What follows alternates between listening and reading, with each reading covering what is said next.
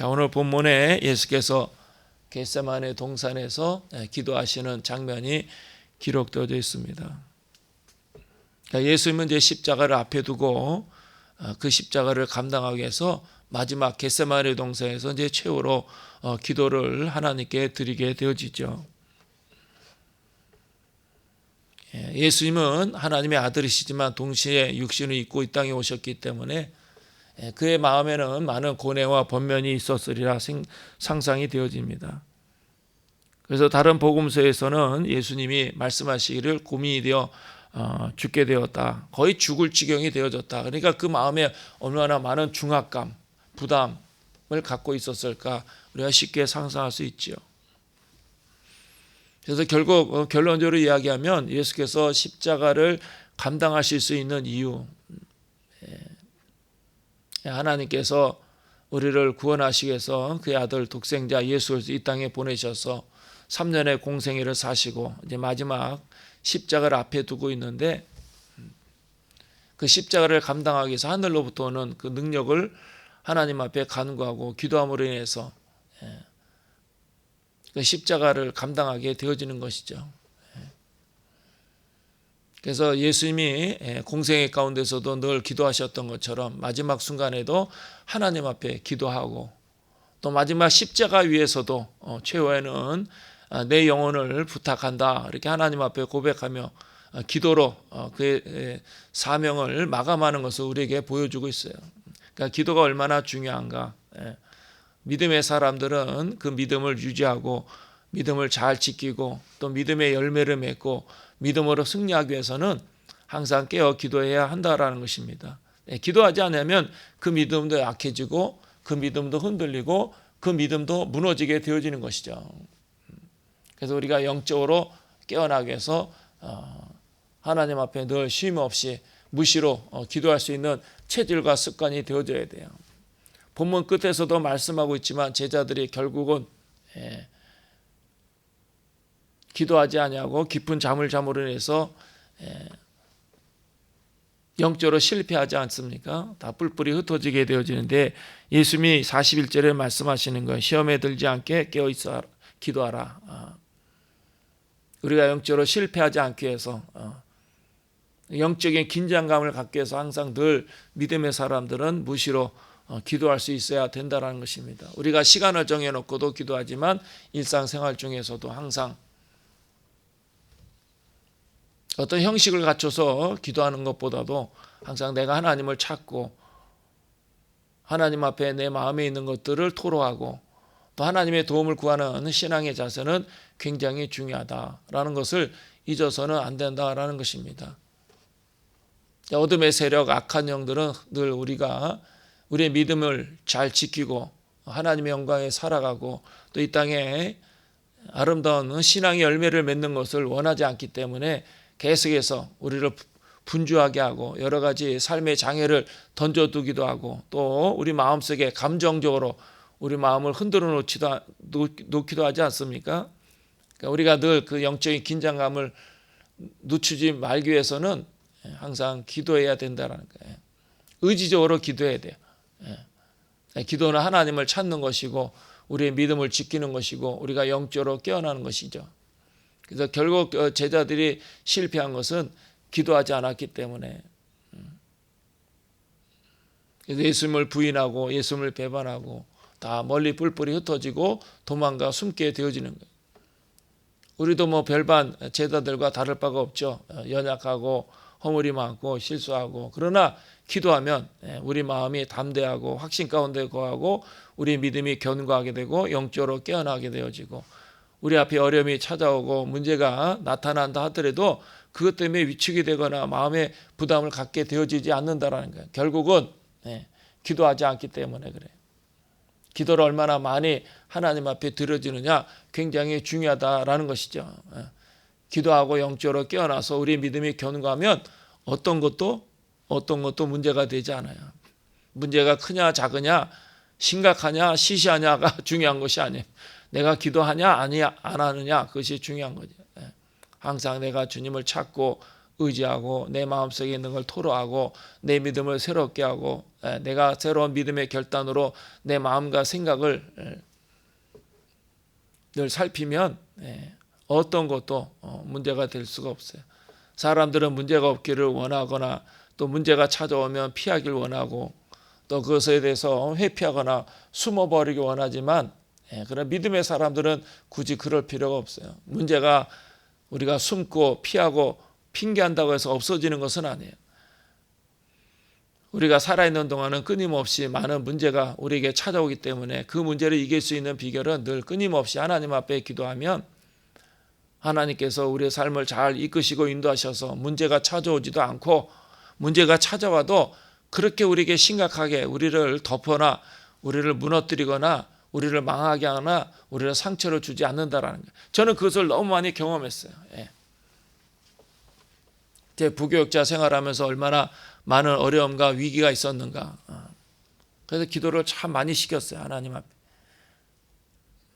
어떤 해는 40일 아침 금식하면서 기도하고 어떤 때는 그 40일을 2번 시키기도 하고 어떤 해에는 100일 동안 기도하게 하시고 끊임없이 월요일마다 산에 가서 기도하고 하늘산이라고 저 청평에 있는 하늘산 기도원이 있어요. 거기를 늘 찾아가서 기도하고 하나님이 왜 그렇게 기도를 시켰는가. 그때는 힘들고 참 불편하기도 하고 그러나 그러한 기도로 인해서 다 그런 모든 위기들을 사람들 앞에 부끄러움 당하거나 수치를 당하지 않고 사람들에게 멸시를 당하거나 조롱을 당하지 않고 그 모든 어려움과 위기 가운데 하나님이 나를 지켜주시고 보호하시고 또 나를 인도하셨다는 것을 너무 많이 경험했어요. 기도하면은 위기가 찾아도 절대로 그 위기 때문에 내가 무너지거나 망가지지 않는다라는 거예요. 다 그 위기가 피해가요. 내 머리 위로 살짝 지나가는 것을 얼마나 많이 경험했는지 몰라요. 저는 도와줄 사람도 없고 의지할 때도 없고 내 마음속에 있는 걸 토로하며 호소할 때도 없고 든든한 뒷배경도 없고 스스로 자기 자신을 지킬 수 있는 그러한 힘을 가지고 있지 못했지만은 그런 하나님 앞에서 늘 기도하도록 하나님께 몰아가시고 엎드려 기도하는 그 기도의 훈련을 쌓게 하신 것은 그 많은 위기 가운데서도 말씀드린 대로 부끄러움과 수치를 당하지 않도록 나를 지켜주시기 위해서 참 신기하게도 그런 위기들이 얼마나 잘 지나갔는가. 참 심각하다. 이건 문제가 보통의 문제가 아닌데 이거는 어떻게 피할 수도 없고 변명할 수도 없어 라고 생각하는 그 순간에도 다 지나가요. 너무나 잘 지나가요. 그걸 너무나 많이 경험했어요. 기도하지 않으면 우리의 믿음을 지킬 수도 없고 기도하지 않으면 내 앞에 있는 어려움을 뛰어넘을 수가 없어요. 그러니까 얼마나 많이 하나님 앞에 부르짖고 간구하고 기도하느냐. 우리가 어려움이 찾아오고 위기가 찾아오면 기도하지만은 그러나 평상시 기도 생활하는 것이 너무나 중요하다는 것을 잊어서는 안 된다라는 것입니다. 그래서 우리가 스포츠를 보면 프로 선수들 뭐 야구나 농구나 축구 선수들 있지 않습니까? 그 시즌이 되면은 막 경기를 펼치죠. 여러 팀과 겨루죠. 그러나 그들의 시즌이 끝나면 한가하게 여행을 다니면서 쉬고 놀고 먹고 마시고 즐기고 그럴까요? 아니에요. 그래서 전지훈련이라는 게 있어요. 여름과 겨울에 시원한 곳으로 더운 곳으로 따뜻한 곳으로 가서 끊임없이 훈련을 해요. 그런 훈련이 없이는 시즌에서 좋은 성적을 낼 수가 없죠. 그러니까 정말 성공한 스포츠 스타들은 쉼 없이 어릴 때부터 노력을 하고 훈련을 받아왔기 때문에 성공할 수 있는 것이고 성공했다 한들 그 자리에서 머물면서 한가하게 여유롭게 시간을 보내고 인생을 즐기는 사람은 계속해서 그 자리를 지킬 수가 없어요. 그 이면에는 끊임없는 훈련, 끊임없는 노력, 그것이 그 자리를 지키게 하는 것이죠. 그래서 우리가 기도하는 것이 얼마나 중요한가. 이 겟세마네 동산에서 예수님이 하나님 앞에 엎드려 기도할 때 기도하는 그 예수님의 기도의 중요한 네 가지 특징이 있어요. 첫 번째는 기도의 대상이 누구인가. 항상 내가 하나님 앞에 기도하고 있는 그 사실, 나의 기도를 들으시는 분이 어떤 분인가 잊지 말아야 돼요. 전지전능하시고 우주 만물을 창조하시고 인간의 생로병사를 주관하시고 인간의 역사를 다스리시는 그 하나님, 능치 못할 일이 없는 하나님, 우리의 깊은 내면까지 들여다보시고 나이가 터져나오는 그 짧은 탄식조차도 귀를 기울여 들으시는 하나님, 나에게 힘이 되고 능력이 되고 용기가 되고 위로가 되고 소망이 되고 기쁨이 되고 나에게 가장 좋은 것을 주기를 원하시는 그 하나님 앞에 기도하고 있다는 사실, 그래서 잊지 말아야 된다는 거예요. 그래서 예수님이 하나님 앞에 그 아버지 하나님께 기도할 때 그 하나님 아버지에 대한 그 신뢰가 얼마나 강했는가, 전적으로. 그리고 하나님의 뜻에 철저히 복종하고자 하는 그 믿음의 결단, 그 아버지와의 그 관계.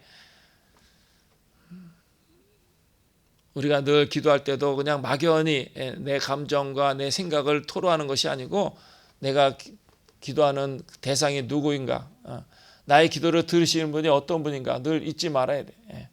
살아계신 하나님, 나와 함께 하신 하나님, 내게 가장 좋은 것을 주길 원하시는 하나님. 우리가 가족이 그러잖아요. 부부가 부모와 자식이, 또 자식이 부모에게 가장 좋은 것을 주고 싶어하는 것처럼, 때로는 예전에 다 어른들이 그랬지만 내가 못 먹고 안 입고 쓰지 못하더라도 자식들에게 좋은 것을 주기를 원하는 그 부모의 마음처럼 하나님 우리에게 정말 좋은 걸 주시길 원하시는, 사람들은 믿지를 않아. 그런 기대감이 없어. 하나님은 정말 우리에게 좋은 걸 주시길 원하시는, 우리 자신이 내가 행복하기를 원하는 것처럼 하나님은 내가 정말 이 땅에서 행복하기를 더 원하시는 거야. 내가 원하는 것보다 더 원하시는 거야. 그 하나님 앞에 기도하는 거야. 그 기도 속에 두려움이 있을 수가 없죠. 근심이 있을 수가 없죠. 걱정이 있을 수가 없죠. 마음이 흔들릴 필요가 없는 거예요. 하나님은 항상 나에게 가장 좋은 것을 주시길 원하시고 하나님은 나를 진심으로 사랑하고, 부부간의 사랑에도 때로는 섭섭할 때가 있잖아요.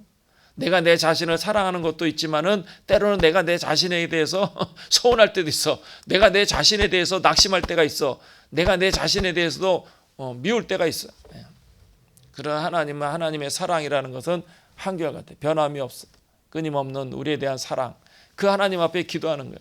그 하나님 앞에 기도할 때 무엇을 두려워하고 무엇을 근심하고 무엇을 걱정하겠습니까? 그래서 예수님은 기도할 때 그 두 번째 특징이 그렇기 때문에 간절히 기도하는 거예요. 간절히. 여러분 구약 성경에 보면은 항상 그 기도에 대해서 항상 그 간절이라는 그 단어가 항상 그 앞에 붙지 않습니까? 예레미야 33장에도 너는 내게 부르짖으라. 그리하면 내가 내게 응답하겠고, 너는 내게 부르짖으라. 그리하면 내가 내게 응답하겠고. 응답을 경험하지 못한 이유가 뭐냐? 부르짖지 않기 때문에. 그 마음이 간절하지 않기 때문에. 우리가 성경을 보면 하나님의 응답과 하나님의 역사를 어떻게 체험할 수 있는가? 그 하나님의 마음속에 우리에 대한, 우리 개인에 대한 그 국률함, 자비, 그 측은히 여기는 마음, 그 마음이 하나님의 마음을 움직여서, 예수 그리스도의 마음을 움직여서 그 사람의 그 기도를 들으시는 거예요. 그 하나님의 마음의 그 국률함, 그 국률함이 어떻게 작동이 되느냐? 우리의 그 부르짖음, 우리의 간절함, 정말 생멸 거는 치열한 기도, 정말 가슴을 치면서 눈물로 그 떼굴떼굴 구르면서 하나님 앞에 탄식하며 부르짖는 그 기도, 예수님이 겟세마네 동산에서 그렇게 기도하시는 거예요.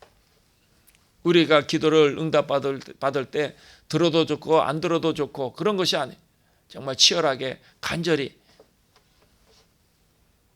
내 전 인격을 걸고 생명을 걸고 하나님 앞에 탄식하며 드리는 그 기도가 응답을 받게 되어진다는.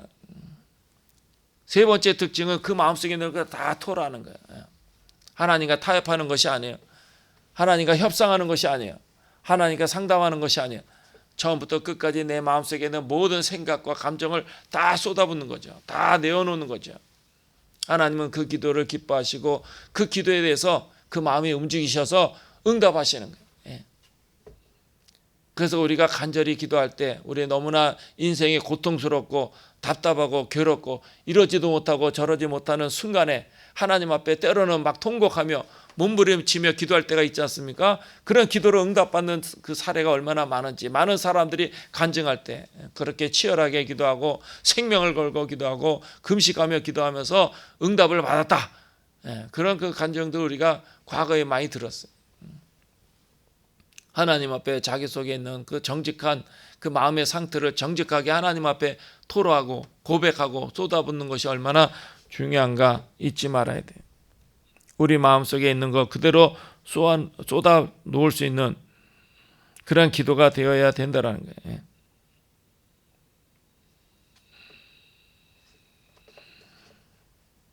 그리고 네 번째는 동일한 말씀으로 기도하신 후에 예수님은 그 겟세마네 동산에서 기도하실 때 반복해서 기도해요. 그 기도에 하나님 앞에 드리는 그 간구에 대해서 반복해서 우리는 중언부언하는 기도를 드려서는 안 된다. 중언부언이라는 것은 어떤 의미를 담고 있냐면 아무 생각이 없는 목적도 없고 뜻도 없고 그냥 투덜대듯이 그런 기도는 안 된다라는 거예요. 그러니까 이게 반복해서 기도하는 것과 중언부언해서 하는 기도가 구별이 되어져야 돼. 반복해서 기도한다라는 것은 응답받을 때까지 오랜 시간 동안 계속해서 끈질기게 포기하지 않고 낙심하지 않고 계속해서 하나님 앞에 기도하는 것을 말하는 거예요. 그러니까 이루어질 때까지 기도하는 것을 의미하는 거죠. 우리의 필요에 따라서 또 우리의 문제를 해결받기 위해서 내가 원하는 것을 응답받기 위해서 하나님 앞에 기도할 때 한 번, 두 번 기도를 드려서 하나님 응답하지 않으면 그냥 틀렸나 보다라고 스스로 낙심하거나 포기해서는 안 된다라는 거죠. 끊임없이 하나님께 응답하실 때까지.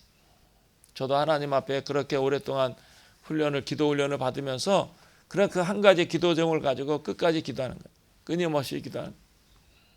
그 기도 중에 하나님의 뜻을 헤아려 알기도 하고 또 내 기도 제목을 바꿔주시기도 하고 또 때로는 하나님께서 정확하게 그 기도에 간구하는 바에 대해서 정확하게 응답하실 때도 있고 그 하나님께서 우리에 대한 그 응답이라는 것은 다양하게 나타날 수 있지만은 그러나 우리가 포기하지 않고 하나님 앞에 끊임없이 기도하는 것이 얼마나 중요한가 잊지 말라는 거예요. 우리도 예수님처럼 기도해야 돼. 내가 기도를 드릴 때 그 기도의 대상, 기도를 들으시는 분이 어떤 분인가. 그리고 무엇보다도 그 하나님께 간절한 마음으로 기도하는 것. 정말 가슴을 치면서 눈물로 끊임없이 하나님 앞에 부르짖는 것. 그래서 우리 마음속에 있는 걸 다 토로한다는 것이 굉장히 중요해요. 사람들에게는 내 마음과 생각을 다 오픈해서는 안 된다는 거예요. 보여줄 수도 없고 또 그것이 내게 오픈했을 때 해로 돌아오는 경우도 있어요. 저는 어릴 때부터 우리 아버님이 선친께서 정직해라 정직해라 그 한 가지를 늘 가르치셔. 정직해라 정직해라. 그래서 사람들 앞에서도 내 감정들 내 생각을 솔직하게 표현하는 것이 마땅하다라고 생각인데 성장해서 그렇게 사람들과 관계를 맺다 보니까 오히려 사람들이 오해하거나 그걸 악용하기도 하고 이용하기도 하고 사람들 앞에 정직한 것은 바람직한 것이 아니다라고 생각될 때도 있어요. 그러나 하나님 앞에서는 정직해야 돼. 하나님 앞에 내 있는 걸 다 낱낱이 아뢰고 고백해. 하나님은 그것을 기뻐하시고 그런 기도에 응답하신다. 그리고 끝까지 응답 이루어질 때까지.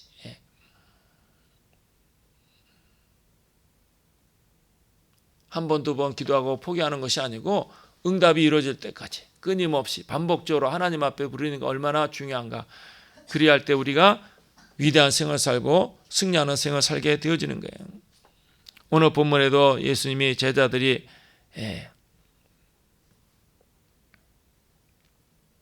함께 기도하기를 원하셨지만은 다 잠들어 있지 않습니까? 40절에 너희가 나와 함께 한 시간도 이렇게 깨어 있을 수 없더냐. 제자들이 깊이 잠든 것은 기도의 필요성을 깨닫지 못했기 때문에 그리고 설마 그러는 거 아니란 생각. 우리는 평생 오늘만이 아니고 평생 하나님 앞에 늘 기도하고 영적으로 깨어서 내 믿음을 지키고 내가 하나님을 찾고 하나님 앞에 내 생각과 마음을 고백하며 나아갈 때 하나님의 큰 은혜가 능력이 함께 하심으로 날마다 성공적인 인생을 살고 열매 맺는 생을 살도록 역사하시리라 확실히 믿습니다. 이러한 은혜가 오늘도 여러분과 함께 하시기를 바랍니다. 기도하겠습니다.